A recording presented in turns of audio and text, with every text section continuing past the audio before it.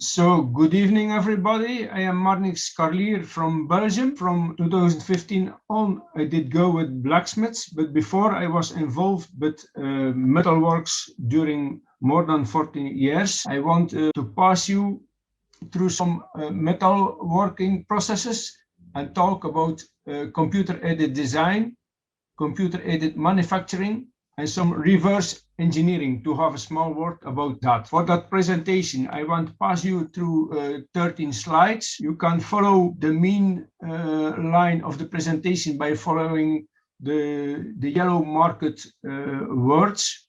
The gray marked words are parts who have been explained before and is a repeating of before explained stuff. I did work for more than 40 years at the Van de Wiele company in Belgium. There we are making weaving machines for carpet and velvet. At Van de Wiele we have a known pouring line with a very well automated 2 tons pouring line. Van de Wiele is a textile company with a lot of sister companies all over Europe and over the world. I want to tell you something about the IPRES 2016 event. That idea did take form by Luc van der Kastelen under the Menin Gate, and the complete cenotaph did take form with the help of Terry Clark. On that event, I want to give a special word for the big effort of Robert and Carol Smith, who did develop the children forging together with all the people who did help to bring the idea of blacksmithing to the younger ones. To situate the cenotaph, I have to talk about the big central plate,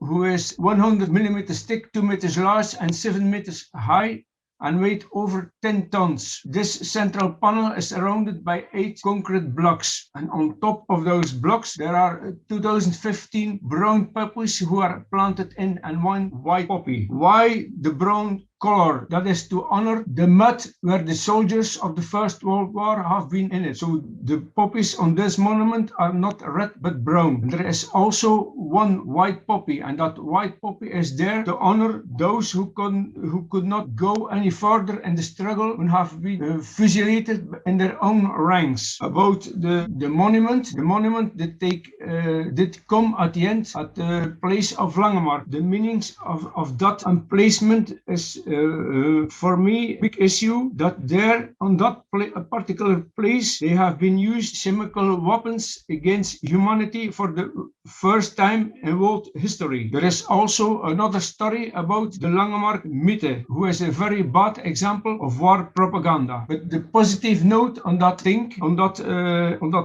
emplacement, is that there did started my formation to fully fledged Caledonian gnome by being in the team of Takayoshi Komene to help with the construction of that particular panel. For the further purpose, I want to take out the 1 panel and namely the panel of the Finningham brothers. That is a panel who have been made by Shona Jones, Pitt Hill and their team during the 2016 blacksmith event. I did choose that panel with permission of Shona to give it a larger ethical purpose. Here I want to start with the forming of the making of the poppies. The poppy is consisted of two parts. There is a stem and a petal. For the making of the stems, there have been developed different methods. The first method was to start to forge a 16 mil bar and make it thinner at a long part. But because there were a lot of poppies to make, they had to speed up the production. So they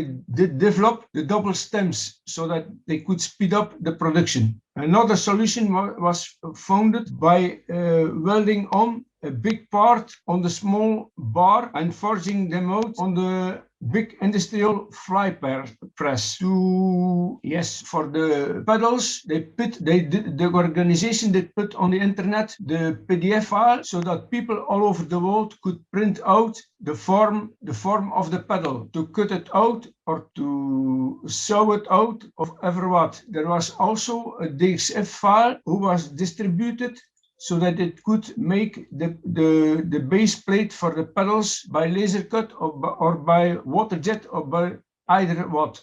Then I want to have a small word about the making of the frames. At the cenotaph, you can find 13 long panels and 13 short panels. they did develop a long part and a long panel and a short panel, because of the trenches during the war have been also been made by a long part and a small part.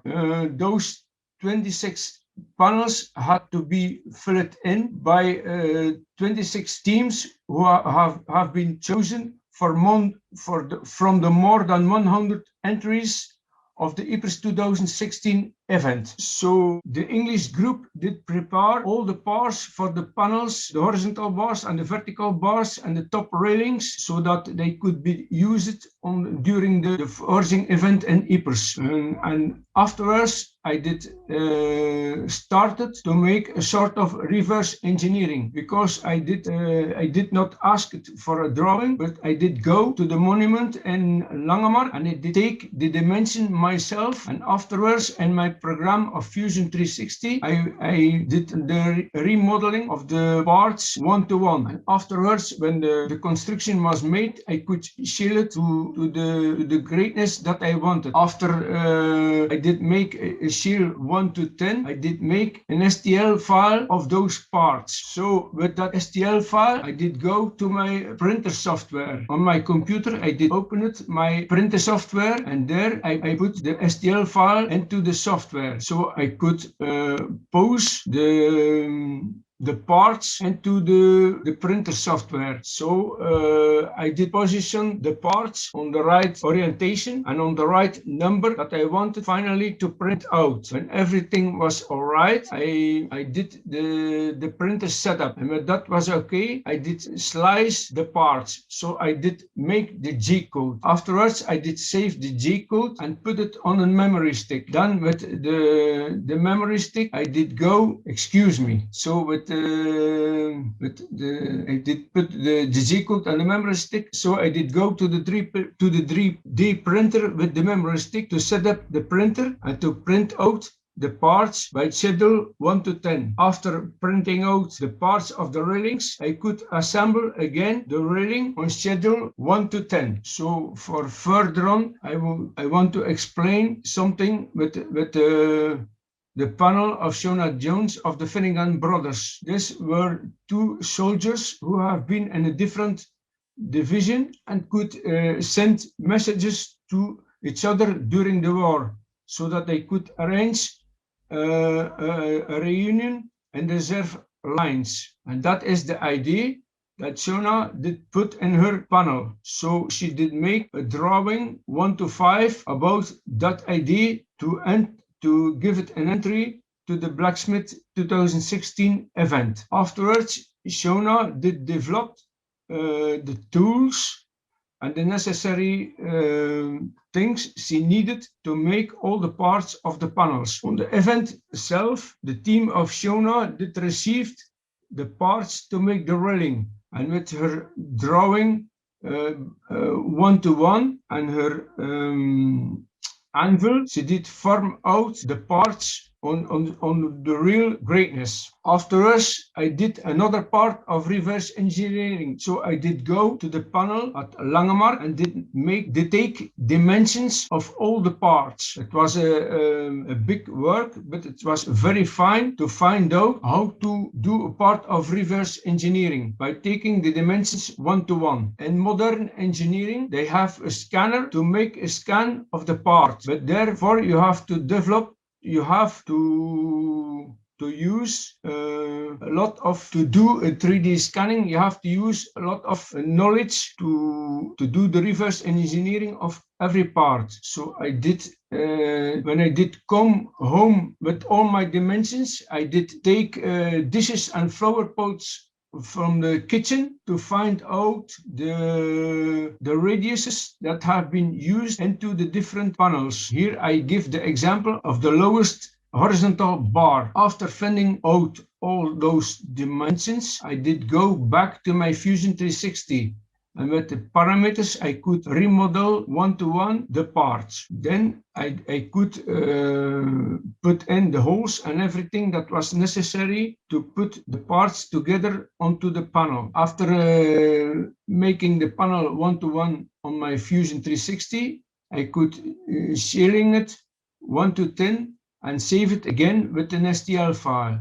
So I could go again with those STL file to my printer software to make the G code and then put it again on the memory stick to go to the printer and put out again those parts by schedule 1 to 10. So I can give you, when you are more interested, I can give you the links of Van de Wiele, of the IPRS 2016 event. You can find all the files that have been used to explain the making of the poppies. You can find the panels, and you can find some information about Fusion 360, the program that I used for the modeling, and you can find information of the Johnson company, the Sigma company, and I use a lot of information that I can find on Titans of CNC. So I thank you to listen to my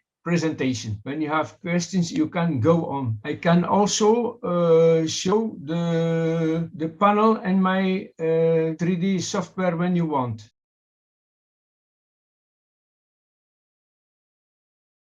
Thank you a lot for this great presentation.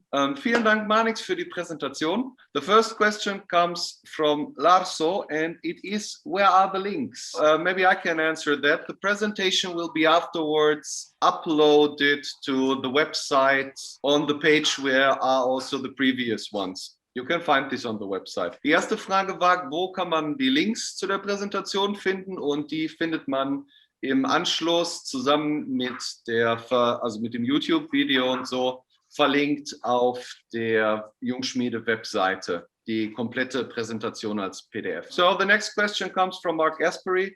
Did Shona make her own frame, or was the frame made by another smith? Why was the 3D printing necessary for fitting the parts into the frame? Hat Shona auch ihren eigenen Rahmen gemacht, oder wurde der Rahmen von einem anderen Schmied gefertigt? Warum war das 3D-Drucken notwendig, um die Teile an den Rahmen anzupassen? When they developed the Cenotaph, they did prefer to make 13 long frames and 13 small frames, so that they have all the same form, and everybody could make his entry and chose a long panel of a short panel. Then they had to fill up the panel with their own subject. So the panels have been made by the organization, and Shona had to fill up her own idea into the standard panel. The 3D printing have nothing to do with the panel, but I wanted to use the printing of the 3D parts to get know my software of the Fusion 360, because I did do a lot of mechanical constructions, but it have always been round axis and millet parts. So I wanted to draw other things. So that is the reason that I did look for a way to make drawings about something was forged. And afterwards, I did use that technique and that programmation to go with those files to print them out on a 3D printer. But when you are developing something that you want to forge, you can, before forging something, you can eventually make a drawing and scheduling it to a greatness that you want, and 3D printing your model before forging it. Die Frage habe ich ja vorher schon übersetzt, und die Antwort ist, die Rahmen wurden von der Organisation gestellt, und das als 3D-Modell umzusetzen war nicht erforderlich für das Anpassen. Aber Marnix fand das als eine interessante und gute Übung, um die Möglichkeiten des Programmes Fusion 360 kennenzulernen und besonders in Bezug auf Schmiedearbeiten anzuwenden. Paul Voss is asking, were the frames made forward? Paul Voss fragt, ob die Rahmen vorher oder währenddessen gemacht worden sind. The parts have been had been made in England before the event, so that they were ready on the event. And every group who did come to the event to make their own panel, by the beginning of making their panel, they did receive all the parts to make the frame for their panel. Übersetzung von dem, was Marnix gerade gesagt hat, ist, die wurden vorher gefertigt, die einzelnen Teile bei, in dem Fall zum Beispiel Schoner in England. So, there we have the next question from Mariano Garabato. Is it possible with Fusion 360 to calculate the best design for a forging mold? I've used AutoCAD, but I'm not familiar with 360. Mariano Garabato fragt, ist es möglich mit Fusion 360 das beste mögliche Design für eine Gussform zu kalkulieren? Er hat Erfahrung mit AutoCAD, aber nicht mit Fusion 360. Yes, in Fusion 360 you have some different parts, but I did use for the moment only the modeling part. But you have also a part of sheet metal, you have also a part of freeforming, and you have also a part of engineering. So you have to find your way through all those issues to find the best solution for it. And you have to know also a lot of pouring to make a mold for pouring parts. Fusion 360 hat mehrere unterschiedliche Bereiche, auch für Blechbearbeitung und Freiformbearbeitung und für Engineering.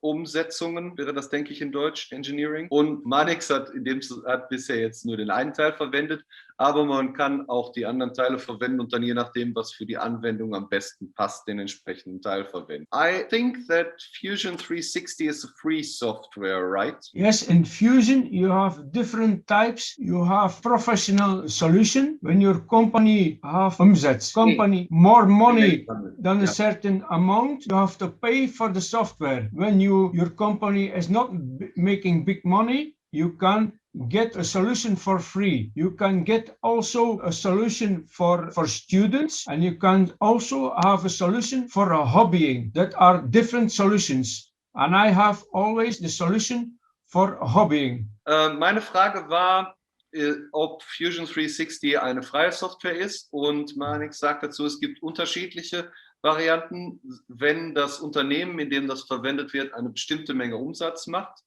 dann wird das kostenpflichtig. Es gibt auch eine Hobbyversion, eine Studentenversion und eine Version für Unternehmen, die nicht so viel verdienen.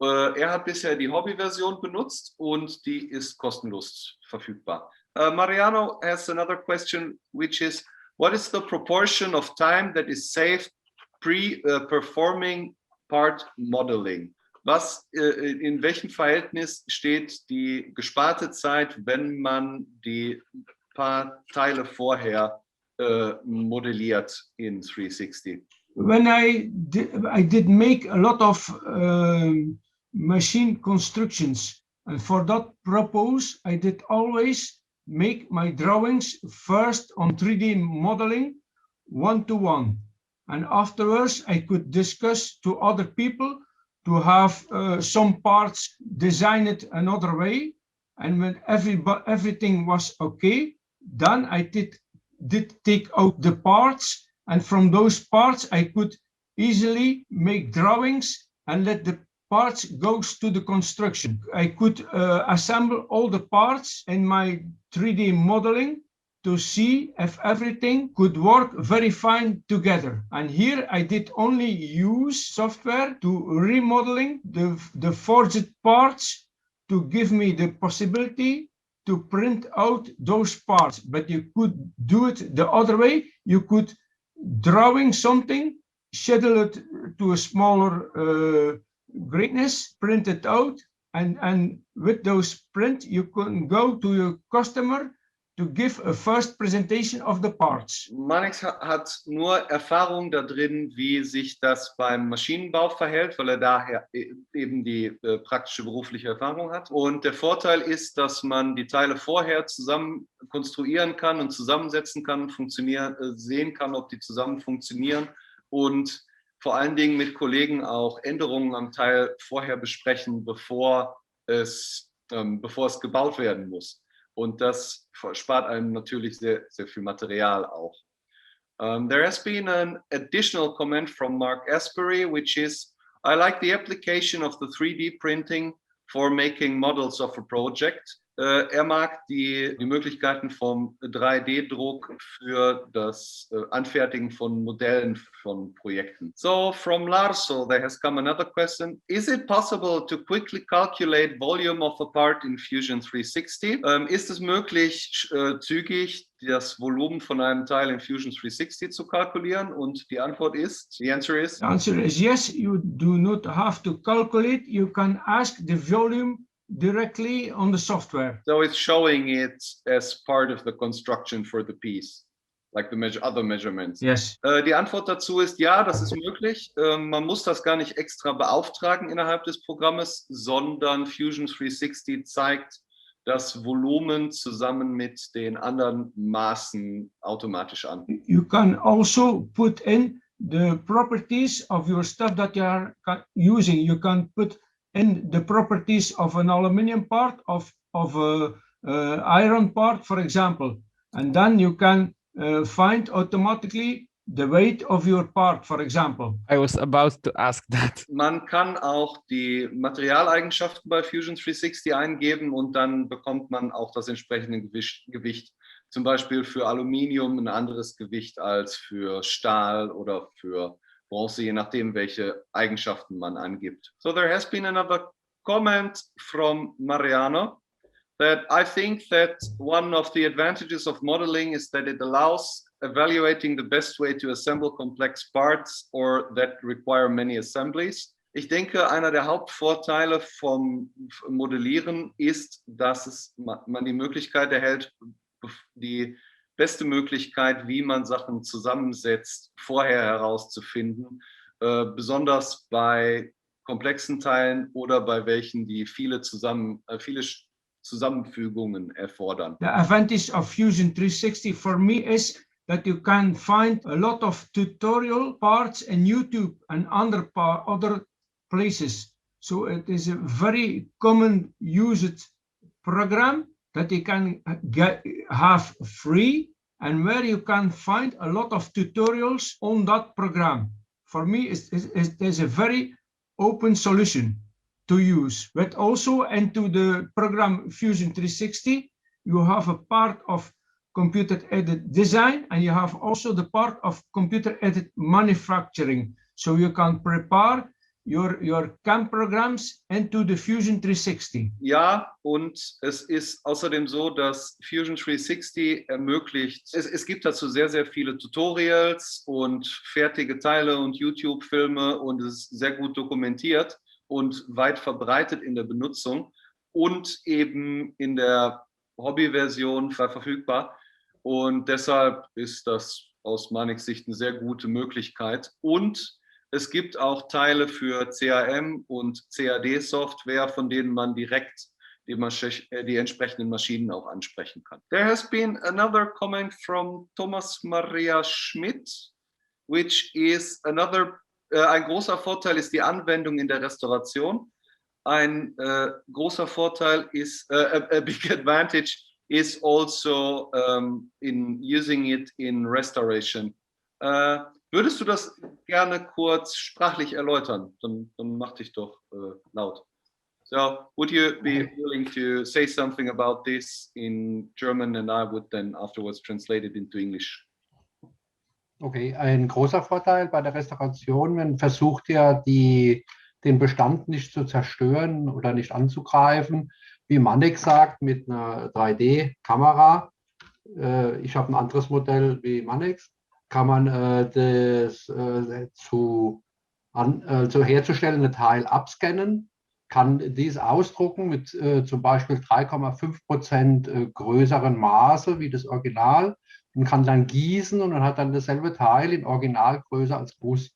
Aber der Koeffizient für was man dazugeben muss, ist materialabhängig. Für Messing ist ein anderes Zugabe wie für Aluminium zum Beispiel. Und da gibt es Tabellen. Man kann also eine Form 3D ausdrucken, einsanden und dann kann man sie ausgießen und dann hat man ohne die Zerstörung der Originalsubstanz einen Teil rekonstruiert. Das ist mit so einer Kamera möglich. So Thomas Maria has lots of work in restaurating pieces like old ironwork and similar. And he has found it pretty useful. He has also then shown into this video camera his 3D scanning camera. He is showing again now.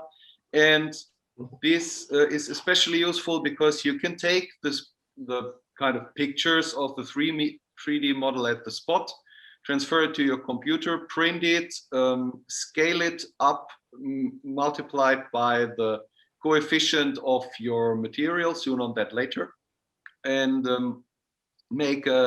put it into Send and create a casting form from that. And this is really handy because then one ends up with a very, very exactly almost similar piece or very, very similar piece.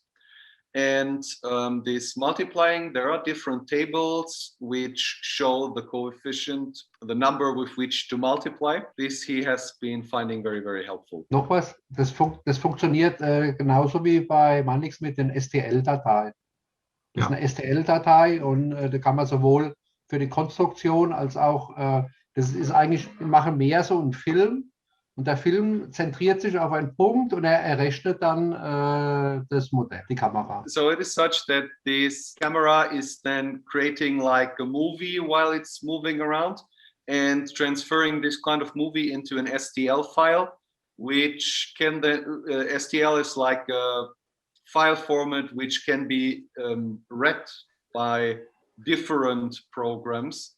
And can then also be transferred to CAD programs and the like. STL funktioniert bei allen Programmen, das sind eigentlich nur Dreiecke. Das ganze Modell wird in kleinen Dreiecke dargestellt. It's creating a polygon model of lots of triangles, and this is then readable with all the programs. There has been several comments, additional comments in the chat, which are from Frank Anninghofer. Very good, Marni. I will sure look into Fusion 360. Frank Anninghofer wird sich das auf jeden Fall angucken. Mariano Garabato said that with STL you can also print to 3D in one step. Mit STL kann man auch die Sachen direkt, also das kann man direkt an den 3D-Print-Drucker weitergeben.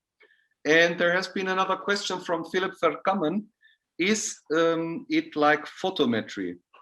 Is this like, is das wie Photometrie? So Marnix, looks like the answer is yes. Do you want to say a bit more on that? No, it's not the same as photometry. My photometry is another solution. With your handy, you take pictures surrounding of your subject. You take 30 pictures, for example, in the middle. You take 10 pictures on the top of your project, and you take 10 pictures on the bottom of your object, and then you put everything together in a telemetry and a photometry program, and then you can get out also your STL file to do a printing about the subject. Nein, es ist nicht ganz das Gleiche. Bei Photometrie hat man zum Beispiel die Kamera vom Telefon, muss dann eben etwa zum Beispiel 30 Fotos rundherum machen und 10 von oben vom Projekt und 10 von unten vom Projekt. Die werden dann in der Software zusammengerechnet. I have an additional question on that. How is that different to the 3D scanning camera? Meine Frage ist, inwiefern unterscheidet sich das denn dann von der 3D-scannenden Kamera? Die 3D-Kamera, die macht nicht nur das Bild, sondern das misst auch die Tiefe aus zu dem Bild. Und deswegen, weil es die Tiefe ausmisst, dann kann es die Dreiecke so verschieben, dass es dann ein Profil gibt. Deswegen hat man auch vorne drin in der Kamera, wenn man sieht, da sind 3 Linsen drin, 1 zum Fotografieren und 2 für die Tiefe zu scannen. Großer Unterschied ist, dass so eine 3D-Scanner-Kamera auch die Tiefe abnimmt, dass nicht nur direkte Punkte, eine flache Ebene erzeugt wird wie bei einem normalen Foto, sondern in der Kamera sind dann vorne 3 Linsenabnehmer, Taster, was auch immer dann da genau verbaut ist, und das nimmt eben auch die Tiefe vom also von den einzelnen Punkten relational zueinander ab. I have a short word. I did not scanning as another solution, but I wanted to make drawings of parts that are not so easy to modeling.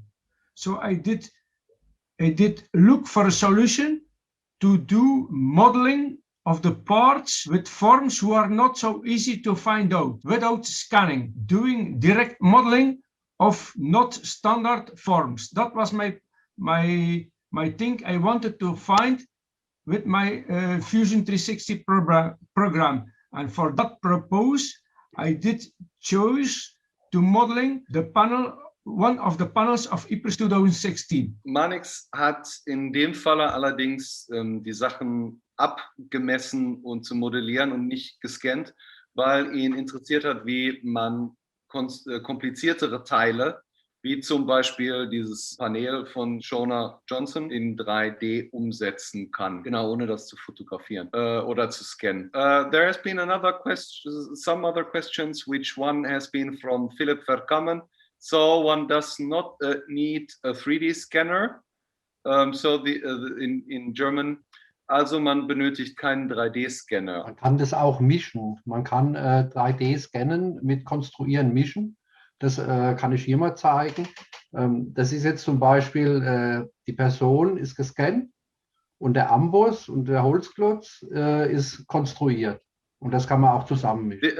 One answer from Thomas Maria Schmidt was that one can also combine this construction technique and the scanning technique. He has been showing then some figure into his camera where you can see that person is scanned and the anvil and the trunk on which it is standing are constructed. Yes, I give another example. So for the trees who were very difficult to do the modeling of the trees, I did make a drawing one by piece of paper, and then I did go to my scanner of my printer, and then I did make a JPEG file, and then I did translate the JPEG file to SVG file, and then I could put in the SVG file into my Fusion 360, and then I could give thickness of the part, and so I had the part immediately. That's another solution to modeling a part. So, and for those who are not too familiar with that SVG is a vector format, meaning it has only 2 dimensions, and Marnix has then added the 3rd dimension, how I understand that. Eine andere Möglichkeit, die sieht man jetzt auch auf der Folie, die gerade Marnix aufgemacht hat, ist die Bäume zum Beispiel in diesem Panel waren sehr, sehr schwierig zu modellieren und abzumessen und so. Und dann hat Marnix davon eine 1:1 Zeichnung gemacht, davon ein Foto gemacht, diese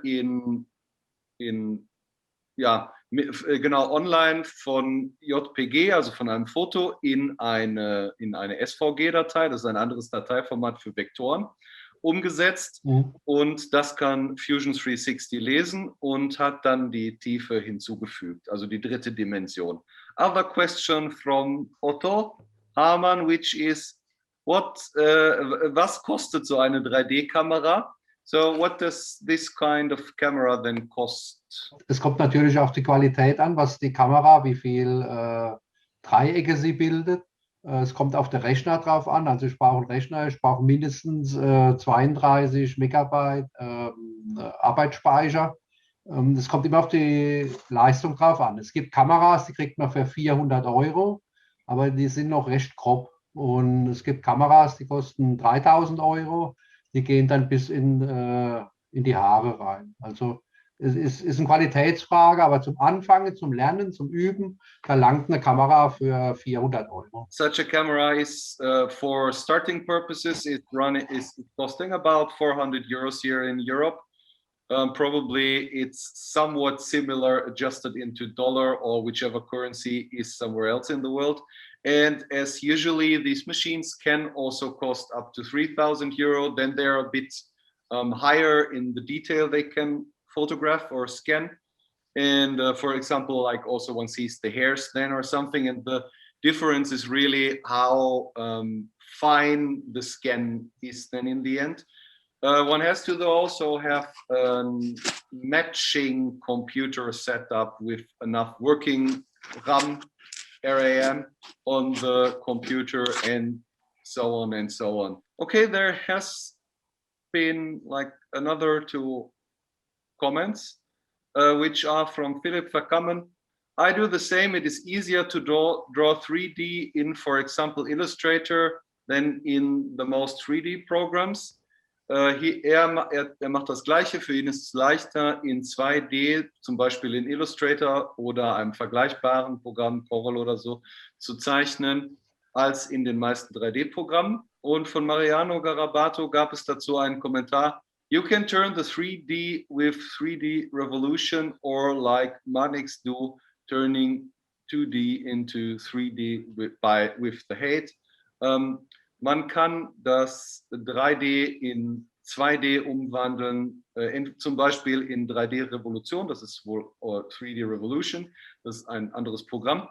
Oder wie Marnix gerade vorgeschlagen hat, vom 2D zu 3D, indem man die Höhe hinzufügt. We had to find out how to make the sign on the More hammer. We wanted to scan them in, but that was really fine. So I did go with a really professional scanner, and we could not get out a good result about. So we did go the way by taking pictures, and from that pictures on, there we did make with the right software. There we did make on the model to remodeling the sign of the More power hammer. I think it's also in this where you show this slide 7. One of the slides has also this logo from the More, so maybe people can get an idea. Yes, I think there on the right, one can see it. Yes.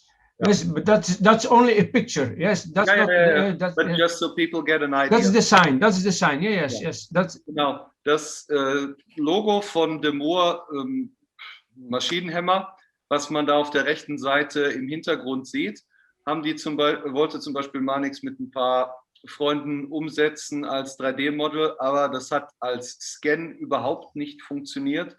Und dann sind die auch den Umweg über das Foto gegangen und haben das den Weg, nicht den Umweg, über das Foto gegangen und sind dann so zu ihrem 3D-Druck gekommen. Da wollte ich noch dazu anmerken, das ist die Erfahrung habe ich müssen auch machen, weil die Programme, die schließen die Oberfläche nicht. Ein Programm ist sehr wichtig für die Innenkonstruktion, für das Gerippe und für die Oberfläche zu schließen. Und beim Abscannen kommt es vor, dass die Oberfläche nicht geschlossen wird beim Druck.